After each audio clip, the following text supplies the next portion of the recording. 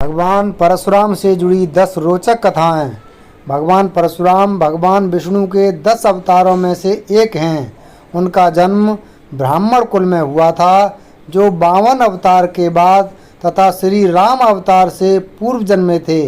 मान्यता है कि वे आज भी जीवित हैं तथा कलयुग के अंत तक वे जीवित रहेंगे।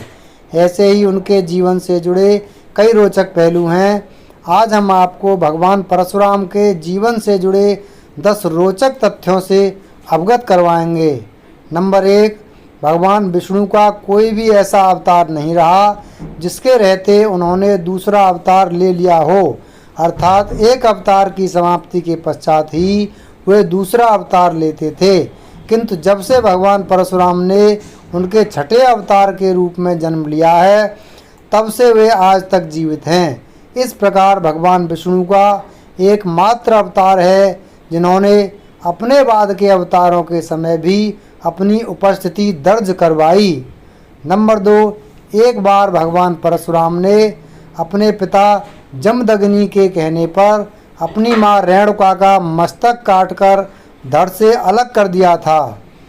अपने पुत्र की कर्तव्य निष्ठा से प्रसन्न होकर उनके पिता ने उनसे वरदान मांगने को कहा था। परशुराम जी ने वरदान स्वरूप अपनी माता का जीवन पुनः मांग लिया था। इसके बाद उनकी मां जीवंत हो उठी थी। नंबर 3, भगवान परशुराम के समय एक राजा था जिसका नाम था कार्तवीर्य अर्जुन। उसकी 1000 भुजाएं थीं, इसलिए उसे सहस्त्रबाहु भी कहते थे। वह लंका के राजा रावण को भी परास्त कर चुका था, जिसके बाद उसकी प्रसिद्धि तीनों लोकों में व्याप्त हो चुकी थी। एक बार जब परशुराम अपने आश्रम से बाहर गए हुए थे, तब कार्तवीर्य अर्जुन ने उनके पिता के आश्रम पर हमला करके उनकी मुख्य गाय कामधेनु चुरा ली थी। जब परशुराम पुनः अपने आश्रम लौटे और सब घटना का ज्ञान हुआ, तब उन्होंने सहस्त्रबाहु की सभी भुजाएं काटकर उसका वध कर दिया था। नंबर 4, सहस्त्रबाहु के वध के पश्चात उसका प्रायश्चित करने के लिए परशुराम तीर्थ यात्रा पर चले गए थे। पीछे से सहस्त्रबाहु के पुत्रों ने परशुराम के पिता जमदग्नि का वध कर दिया था। जब परशुराम जी को इसका पता चला, तब उन्होंने पृथ्वी से 21 बार सहस्त्रबाहु के क्षत्रिय वंश का नाश कर दिया था। इसलिए उन्हें पृथ्वी को 21 बार क्षत्रिय विहीन करने के तौर पर भी देखा जाता है। नंबर 5, रामावतार के समय उनकी भगवान श्री राम से राजा जनक के दरबार में प्रथम बार भेंट हुई थी। तब उन्हें यह ज्ञान नहीं था कि श्री राम विष्णु के रूप हैं, इसलिए वे उन पर शिव धनुष तोड़ने के लिए क्रोध करने लगे थे। भरी सभा में भगवान परशुराम और श्री राम के छोटे भाई लक्ष्मण के बीच तीखा संवाद भी हुआ था। इसके बाद श्री राम ने परशुराम को अपने विष्णु अवतार के रूप में दर्शन दिए थे। यह देखकर परशुराम का क्रोध शांत हो गया था और वे वहाँ से चले गए थे। नंबर 6, भगवान श्री कृष्ण के समय में भी उन्होंने महत्वपूर्ण योगदान दिया था। महाभारत का युद्ध लड़ने वाले 3 महान योद्धा उनके शिष्य थे। उन्होंने भीष्म पितामह, गुरु द्रोणाचार्य तथा दानवीर कर्ण को अस्त्र शस्त्र की विद्या में पारंगत किया था।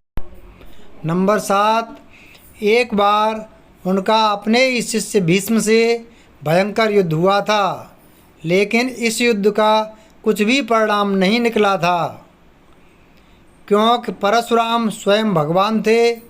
वह भीष्म को अपनी इच्छा के अनुसार मृत्यु मिलने का वरदान था। इसलिए कई दिनों तक भीषण युद्ध चलने के पश्चात स्वयं देवताओं ने दोनों के बीच युद्ध को रुकवाया था। नंबर 8, महाभारत के एक और मुख्य पात्र कर्ण ने परशुराम से झूठ बोलकर शिक्षा ग्रहण की थी। उसने स्वयं को ब्राह्मण बताकर शिक्षा ग्रहण की थी, जो कि असत्य था। जब भगवान परशुराम को इसका ज्ञान हुआ तब उन्होंने कर्ण को श्राप दिया था कि जब उसे अपनी विद्या की सबसे ज़्यादा आवश्यकता होगी तभी वह उसे भूल जाएगा। इसी श्राप के कारण महाभारत के भीषण युद्ध में कर्ण का वध धनुर्धारी अर्जुन के हाथों हुआ था। नंबर 9, भगवान परशुराम के बचपन का नाम राम था, लेकिन एक बार उन्होंने भगवान शिव की कठोर तपस्या की थी। तब भगवान शिव ने उन्हें परशु नाम का एक अस्त्र यानी कुल्हाड़ी दी थी, जो उन्हें बहुत प्रिय थी। इसी के बाद से उनका नाम परशुराम हो गया था।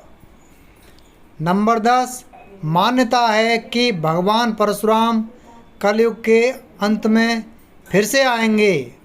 उनका दायित्व भगवान विष्णु के अंतिम अवतार कल्कि को शिक्षा देने तथा अस्त्र शस्त्र चलाना सिखाना होगा। इस दायित्व को निभाने के पश्चात इस धरती से उनका उद्देश्य समाप्त हो जाएगा तथा वे पुनः श्री हरि में समा जाएंगे।